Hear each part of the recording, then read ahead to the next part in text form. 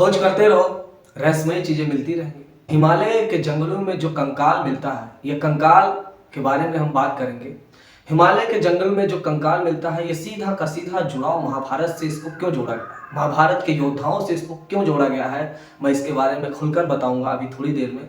सबसे पहले ये जान लेते हैं कि महाभारत से जुड़े जो आसपास के इलाकों में कई बार कई सारी चीजें, अभी हाल ही में रथ, वहां पे कवच, कुंडल, तलवारें, बहुत सारी ऐसी रहस्यमय चीजें मिली थी जो महाभारत काल से जुड़ी हुई थी, जो ये पुख्ता सबूत दे देती है कि महाभारत कभी हुआ था। कुछ लोग हैं, चुनिंदा लोग, जो बोलते हैं महाभारत काल्पनिक है, लेकिन सबसे बड़ा प्रूफ, सबसे बड़ा सबूत तो अश्वत्थामा जी है। अश्वत्थामा जी 5000 सालों से आज भी जिंदा है। अश्वत्थामा जी के बारे में तो बहुत सारे लोगों ने बताया है। अश्वत्थामा जी को देखने, अश्वत्थामा जी से मिलने, बुरहानपुर, मध्य प्रदेश, नेपाल, कई सारे जगहों पे उनको देखने, उनसे मिलने का दावा किया जाता रहा। लेकिन बहुत सारे लोगों का अभी भी मानना है कि महाभारत और रामायण काल्पनिक ही है, ये सब दावा है। लेकिन अभी हाल ही में हिमालय के जंगलों में एक ऐसा कंकाल मिल जाता है, उसके आसपास ऐसा आभूषण मिल जाता है जो ये सोचने पर मजबूर कर देता है कि ये किसी योद्धा का है। उसका कद काठी, उसकी हड्डियां, उसकी हड्डियों की बनावट, उसकी हड्डियां देख के ये पता चलता है कि ये मिनिमम 8 फीट का होगा। अब 8 फीट के नेपाली तो होते नहीं है, 8 फीट के चीन तो होते नहीं है। तो ये कहीं ना कहीं वैज्ञानिक, नेपाल के जो वैज्ञानिक है, उन्होंने खोज किया और उनको पता चला कि ये कंकाल कहीं ना कहीं 5 से 6 हजार साल पुराना किसी योद्धा का ही है।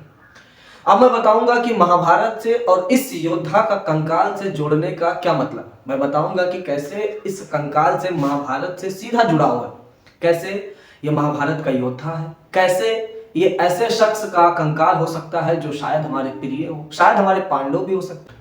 दोस्तों, हिमालय में जाने के 3 से 4 रास्ते हैं। आप चीन से भी जा सकते हैं, आप तिब्बत से भी जा सकते हैं, और ज्यादातर लोग नेपाल से जाते हैं। नेपाल से बहुत नजदीकी है, जो आप नेपाल से हम भारत के लोग ज्यादातर नेपाल से ही जाते हैं हिमालय। तो कहा जाता है कि हिमालय का जो जंगल है, नेपाल से जुड़े जो करीबी करीबी गांव है, वहाँ के लोग अक्सर लकड़ियाँ वकड़ियाँ बीनने जाया करते थे। उन लोगों को बहुत सारी ऐसी चीजें मिलती भी रहती हैं। बहुत सारी चीजें तो मार्केट में है और बहुत सारी चीजें मार्केट में नहीं भी है। जैसे अभी हाल ही में कुछ दिन पहले यह दावा किया था नेपाल के लोगों ने कि अश्वत्थामा जी वहां पे देखे गए थे। अश्वत्थामा जी का एक मंदिर है जहां पे बाल और नाखून आज भी रखे हुए हैं। तो यह दावा था, जब बाद में वैज्ञानिकों ने पता किया तो कहा कि यह किसी योद्धा का ही है। अब अश्वत्थामा जी का है या नहीं है ये तो पता नहीं, लेकिन यह किसी योद्धा का ही है।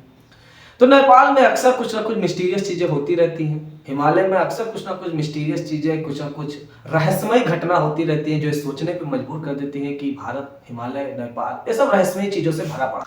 तो नेपाल के जो गांव हैं, गांव के लोग अक्सर लकड़ियां बीनने जाया करते थे हिमालय की तरफ। जब वो लोग जाते हैं तो अचानक से उनको पहले 2 तलवारें मिलती हैं। उनको 2 तलवारें मिलती हैं तो उनको ये आभास हो जाता है कि शायद अगर यहाँ पे खुदाई करेंगे या खोजेंगे तो कुछ ना कुछ और मिलेगा। शायद लालच वसी वहां पे खोदने में लग जाते हैं। खोदते हैं तो उनको एक कंकाल मिलता है जो तकरीबन 8 फीट का रहता है। 8 फीट का कंकाल, जिसके हाथ में आभूषण, पैरों में कुंडल, कान में कुंडल, और देख के प्रतीत होता है कि ये नेपाली का तो नहीं है, ये चीन वालों का तो नहीं है, ये किसी भारतीय का ही है। देख के प्रतीत होता है कि ये भारत के पुराने योद्धा का है। और ये जब कंकाल नेपाल के लोगों को मिलता है तो वहां से वो आभूषण वगैरह तो चुरा लेते हैं, लेकिन ये बात पूरी आग की तरह पूरे नेपाल में फैल जाती है। नेपाल के वैज्ञानिक तुरंत वहां पे पहुंच जाते हैं खोज करने के लिए, और जब खोज करते हैं तो वो पाते हैं कि ये जो कंकाल है तकरीबन 5000 साल पुराना है। ये कंकाल 5000 साल पुराना है, तो वो कहते हैं कि ये नेपाली और इंडियन हो सकता है। ये नेपाल के वैज्ञानिक कहते हैं। नेपाली वैज्ञानिकों का दावा है कि वो कंकाल वहां से निकाल के साफ साफ और लाके किसी म्यूजियम में रख देते हैं। अभी नेपाल के वैज्ञानिकों का दावा है कि ये कंकाल 5000 साल पुराना है, और जब ये बात इंडियन सरकार को पता चलती है तो वो जांच कराने के लिए अपने वैज्ञानिकों को भेजते हैं। तो ये साफ साफ क्लियर हो जाता है कि ये महाभारत योद्धाओं का ही है। ये 5000 साल पुराना किसी ऐसे योद्धा का है जो 8 फीट का हुआ करता था। अब 8 फीट के तो कलयुग में होते नहीं थे, 8 फीट के तो द्वापर युग में होते थे। दोस्तों, ये महाभारत से जुड़ा हुआ कहीं ना कहीं 100% इसलिए भी है कि जब भगवान कृष्ण का 185 साल में मृत्यु हो जाता है, उनका द्वारिका डूब जाता है, तो जब पांडवों को ये बात पता चलती है तो वो भगवान कृष्ण का शरीर जलाने के लिए द्वारका आ जाते हैं। तो द्वारका जब आते हैं तो उनका शरीर का दाह संस्कार कर दिया जाता है। उनके शरीर का दाह संस्कार कर दिया जाता है तो पांडव ये सोच लेते हैं कि जब अब इस धरती पे भगवान कृष्ण ही नहीं रहे तो उनका रहने का क्या मतलब।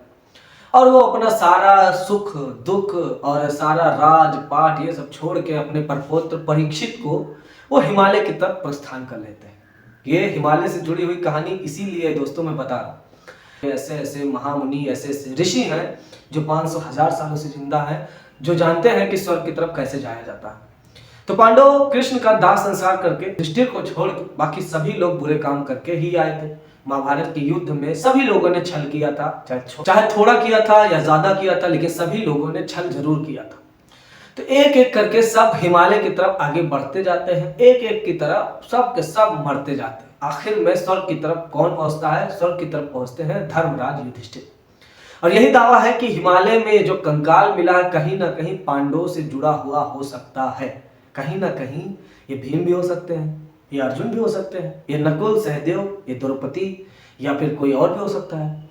तो दोस्तों कहीं ना कहीं ये रहस्यमयी घटना जो रहस्यमयी कंकाल मिला है ये पांडवों से जुड़ा हुआ ही है, ये मेरा मानना है। अभी इंडियन सरकार जाएगी ये कंकाल के बारे में पता करेगी, जांच करेगी, तो कहीं ना कहीं वो और भी खुलासा कर सकती है। देखिए भारत सरकार बहुत सारी चीजें अंदर दबा लेती है जिससे कि लोगों में गलतफहमी ना फैले, जिससे कि लोगों में ये ना पता चल जाए, वो ना हो जाए, झगड़ा ना हो जाए, लड़ाई ना हो जाए, इसलिए दबा भी लेती है। लेकिन अगर हिमालय के जंगलों में 8 फीट का कंकाल मिलता है, तलवारें मिलती हैं, आभूषण मिलता है, तो कहीं ना कहीं ये महाभारत से जुड़ा हुआ ही हो सकता है। कहीं ना कहीं अर्जुन भीम किसी ना किसी योद्धा का हो सकता है। और हाल ही में कुछ दिनों बाद ये पता चल ही जाएगा कि ये किसी योद्धा का है या फिर ऐसे ही है। तो जो कंकाल मिला है उसके बारे में इंडियन सरकार बहुत जांच पड़ताल करेगी, उसके बाद न्यूज़ सामने आएगा तो आप लोगों को हम बता देंगे। और दोस्तों ये इस दुनिया में रहस्यमय घटनाएं होती रहती हैं, आए दिन कुछ ना कुछ मिलता रहता है, आए दिन एक से एक मिस्टीरियस चीज़ें होती रहती हैं और आपको मिस्टीरियस चीज़ें बताने के लिए मैं उपलब्ध रहूँगा। और अभी मिलता हूँ नेक्स्ट वीडियो में एक धमाकेदार वीडियो के साथ। जय हिंद।